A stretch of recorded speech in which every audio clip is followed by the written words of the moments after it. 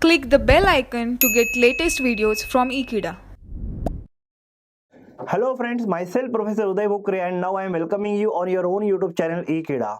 Hope you are watching my videos regularly and getting benefit from it. Today we are going to learn for CA Inter course Advanced Accountancy subject, topic name Liquidation of Companies. Question number 4.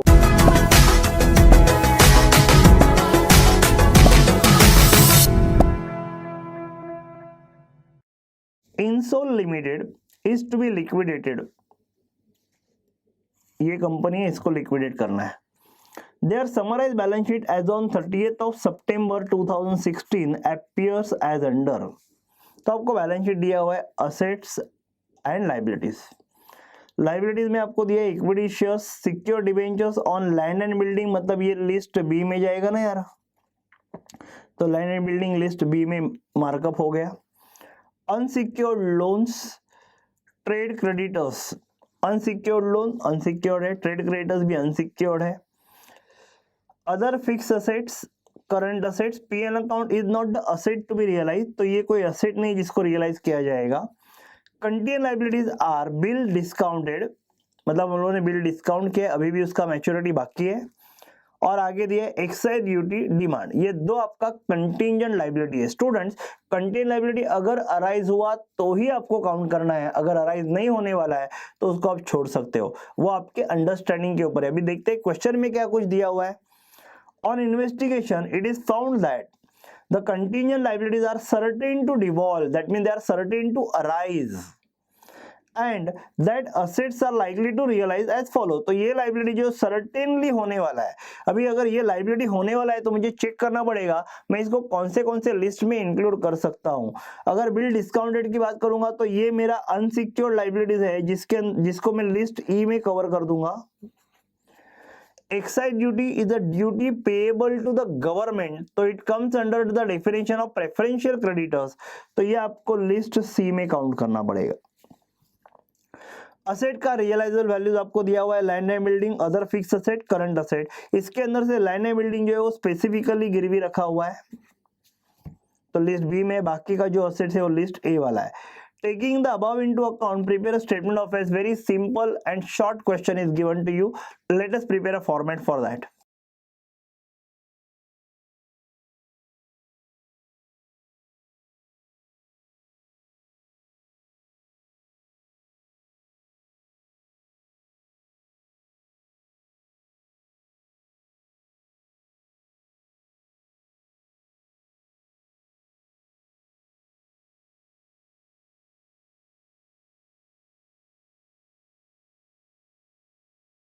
तो students, I am ready with the format. यहाँ पे आपको list A से शुरुआत करने का है. List A कौन सा होता है? Assets not specifically pledged.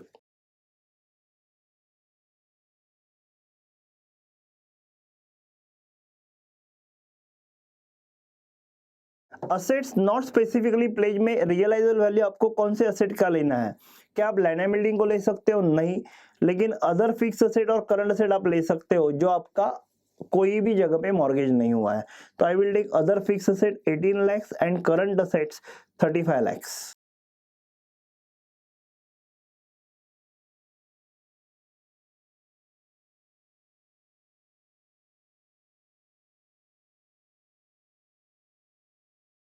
मैंने ये दोनों का टोटल ले लिया. ये दोनों का टोटल बनता है 53 lakhs. लिस्ट बी आपको लेना है assets which are specifically pledged.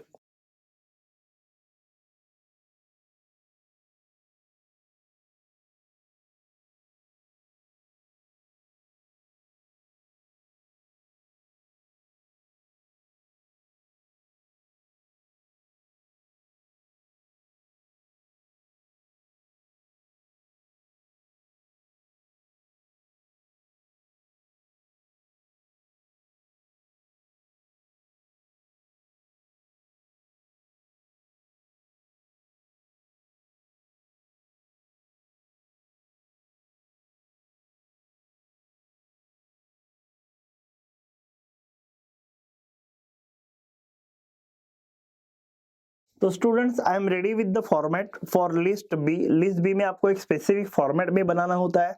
Asset, उसका रियलाइजेबल वैल्यू, उसके सामने गिरवी कौन सा लाइबिलिटी है, रादर कौन सी लाइबिलिटी के सामने वो असेट गिरवी है। डेफिशिएंसी, अगर आपका लाइबिलिटी ज्यादा है और असेट का वैल्यू कम है। सरप्लस, अगर असेट का वैल्यू ज्यादा है और लाइबिलिटी कम है, तो ये जो भी सरप्लस होगा वो नेक्स्ट कॉलम में आएगा। तो let me see my balance sheet and my question to decide which items I can write here. List B में आपने आइडेंटिफाई किया लैंड एंड बिल्डिंग है, जिसका रियलाइजेबल वैल्यू आपको दिया हुआ है 11 lakhs।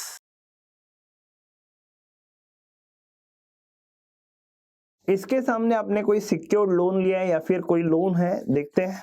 आपने यहाँ पे सिक्योर्ड डिबेंचर्स लिखा है।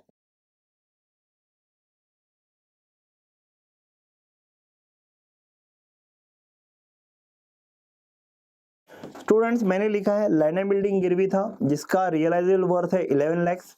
किसके सामने गिरवी था? डिबेंचर के सामने, जिसका पेबल वैल्यू कितना है 10 लाख। तो यहाँ पे आपको 1 लाख का सरप्लस जनरेट हो रहा है, वो ऊपर वाले फिगर के साथ मैं जोड़ दूंगा। तो जो भी अमाउंट अवेलेबल है वो अमाउंट अवेलेबल होगा फॉर अदर लाइबिलिटीज, ठीक है।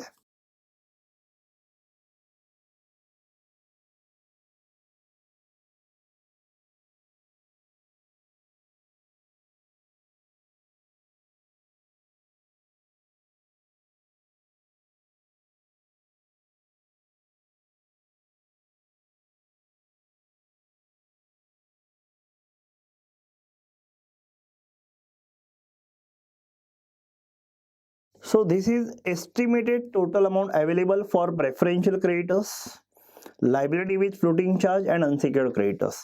लिस्ट बी लिखने के बाद आपको ग्रॉस असेट्स का समरी देना पड़ेगा, that is summary of gross asset. आपको यहाँ पे मेंशन करना पड़ेगा कि आपको टोटल पैसा कितना मिलने वाला है।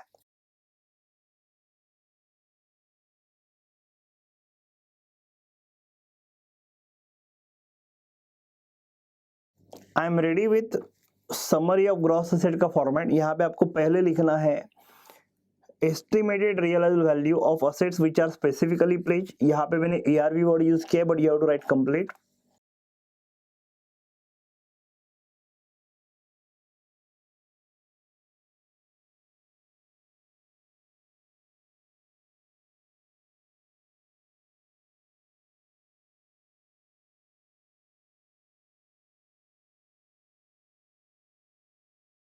तो students estimated realisable value of asset specifically pledge, मतलब लिस्ट बी में जो भी आपका रियलाइजेबल वैल्यू हो, मैंने 11 लाख यहाँ पे लिख दिया है। दूसरा अदर असेट्स, अदर असेट मतलब ये 53 लाख जो आपको दिखाई दे रहा है वो मैं यहाँ पे इंक्लूड कर दूंगा।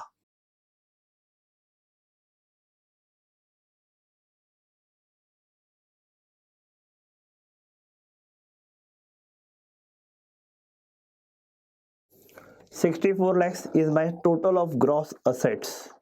अभी जैसे ही मैंने ग्रॉस असेट लिख दिया तो लेफ्ट हैंड साइड पे मेरा और एक कॉलम आएगा स्टूडेंट ग्रॉस लाइबिलिटी का।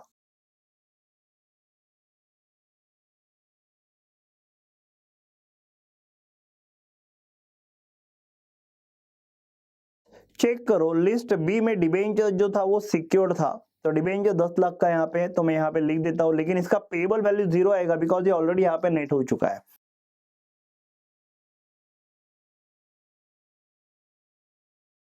लिस्ट बी के बाद आता है list C which is preferential creditors.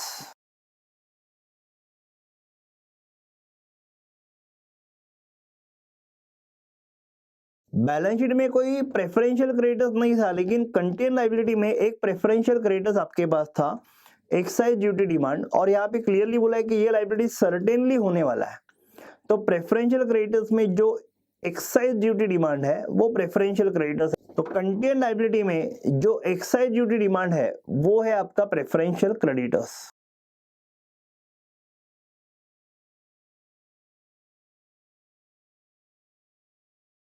Excise duty का अमाउंट 1,50,000 है, वो आपको अवेलेबल कैश में से माइनस करना पड़ेगा। आपके पास पहले अवेलेबल कैश कितना था वो चेक कर लो। आपके पास अवेलेबल कैश था स्टूडेंट्स 54 lakhs। 54 lakhs में से आपको नेक्स्ट अमाउंट जो आपका प्रेफरेंशियल क्रेडिटर्स का है वो माइनस करना पड़ेगा। सो 54 lakhs माइनस 1,50,000, 52,50,000, ये एस्टिमेटेड अमाउंट अवेलेबल है for liability with floating charge and unsecured creditors.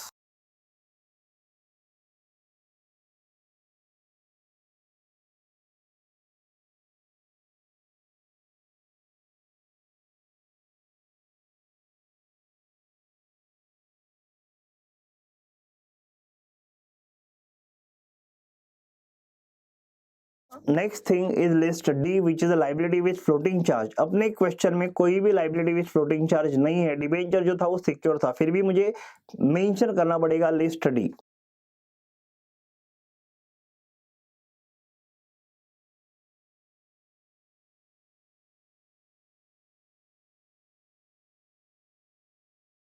Now this amount is available for liability which is unsecured.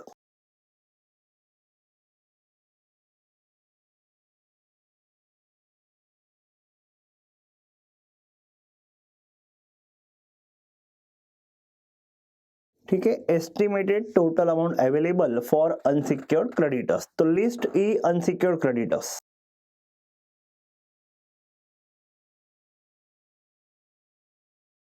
List E unsecured creditors, आपको क्वेश्चन में जाना पड़ेगा। क्वेश्चन में यहाँ पे अनसिक्योर्ड लोन है, क्रेडिटर्स है, और एक बात कंटेन लाइबिलिटी में बिल डिस्काउंटेड, ये तीनों आपका अनसिक्योर्ड लाइबिलिटीज है जो मैं यहाँ पे नोट डाउन कर रहा हूँ।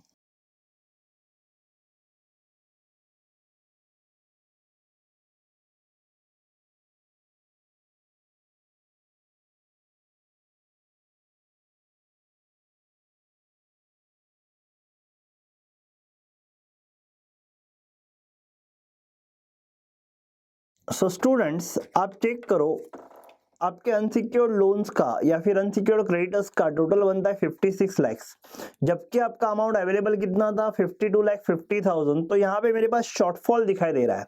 तो ये एस्टिमेटेड अमाउंट अवेलेबल नहीं है अभी, ये एस्टिमेटेड अमाउंट ऑफ डेफिशिएंसी है बिफोर आई पे टू द क्रेडिटर, मतलब क्रेडिटर्स को पे करने के लिए मुझे 3,50,000 शॉर्ट आ रहा है। तो यहाँ पे मुझे लिखना पड़ेगा estimated deficiency as regard to unsecured creditors.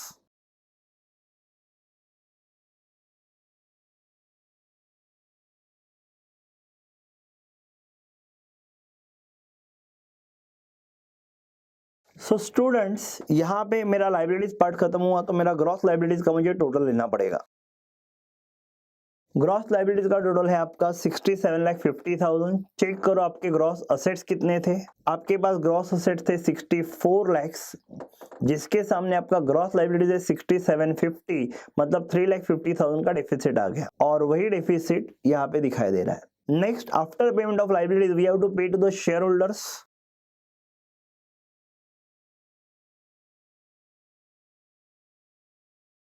Check करो आपके बैलेंस शीट में क्या आपको कोई प्रेफरेंस शेयर होल्डर दिया हुआ है। ये आपका बैलेंस शीट है, यहाँ पे कोई भी प्रेफरेंस शेयर होल्डर नहीं है, तो हमें लोग को डायरेक्टली किसको पे करना पड़ेगा, इक्विटी शेयर होल्डर्स को। तो यहाँ पे लिस्ट एफ में कोई भी अमाउंट नहीं है, लिस्ट जी आएगा नेक्स्ट। सिंस यहाँ पे कोई भी अमाउंट है नहीं, इसके लिए नेक्स्ट लाइन में आपको सिर्फ इसका टोटल लेके कोई मतलब नहीं है, तो डायरेक्टली आप लिस्ट जी लिखोगे यहाँ पे इक्विटी शेयर होल्डर्स।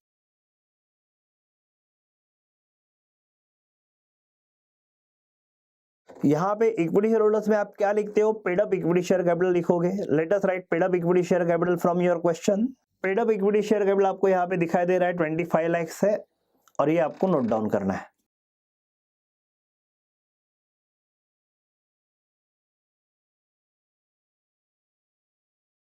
ऑलरेडी आपके पास शॉर्ट अमाउंट कितना था 350, और ये शॉर्ट अमाउंट हो गया, मतलब आगे आपका जो शॉर्ट आएगा अमाउंट, वो अमाउंट इक्विटी शेयर होल्डर्स को पे करने के लिए कम पड़ रहा है।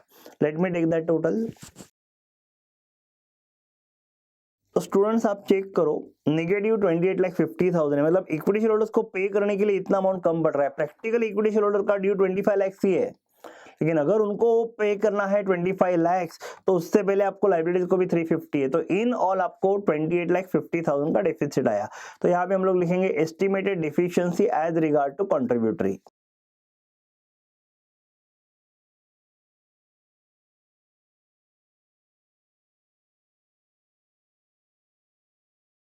तो स्टूडेंट्स आप चेक करो, आपका क्वेश्चन यहाँ पे एंड हो गया। यहाँ पे डेफिशिएंसी है, इक्विटी शेयर होल्डर्स को पे करने के लिए 28,50,000 कम पड़ रहा है। It is what our answer. Very easy question, but basic level में ये क्वेश्चन आपको समझाने के लिए बहुत अच्छा है। आई वांट कि आप ये क्वेश्चन एक बार देख लो, ताकि आपको ये अच्छे से समझ आए। बेसिक क्वेश्चन है, कोई कॉम्प्लिकेशन नहीं है। फिर भी कोई डाउट होगा, before you put any comment, I want कि आप एक बार ये वीडियो वापस देख लो, And now I'm stopping my video, students, but before that, once again a request, please subscribe to our channel Ekeeda and also press bell icon for your latest notifications. Thank you for watching this video, students. God bless you all.